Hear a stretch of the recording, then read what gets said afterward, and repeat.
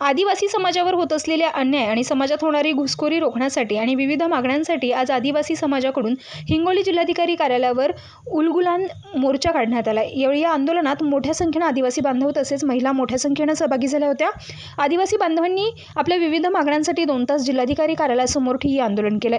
या सरकारने लाडकी बहीण योजना काढली आणि आदिवासी समाजाच्या योजना बंद पाडल्या असा आरोप देखील माजी आमदार डॉक्टर संतोष टारफे यांनी केला आहे। आदिवासी समाजामध्ये असंतोष आहे, अन्याय आदिवासीवर होत आहे तरी सरकार हे उघड डोळ्याने पाहत आहे। त्याचं ताजं उदाहरण म्हणजे या लाडल्या बहिणीसाठी या सरकारने 7,000 कोटी रुपये हे वर्ग केले आणि ज्या आदिवासी समाजाच्या ज्या योजना होत्या त्या योजना कुठेतरी बंद केल्या। म्हणजे एकीकडे आदिवासी समाजावर अन्याय करायचा आणि तुम्ही निवडणुकीसाठी पैसे वाटवायचे, हे खरं म्हणलं तर या सरकारचं दुर्दैव आहे आणि लोकांचं दुर्दैव आहे आणि म्हणून हे सरकार गेलं पाहिजे ही सर्वांची भावना आहे। आज आदिवासी समाज एवढ्या मोठ्या संख्येनं एकत्रितपणे आला, याचं कारण की त्यांच्या ज्या नोकऱ्या होत्या त्या अद्यापर्यंत सरकारनं भरल्या नाहीत।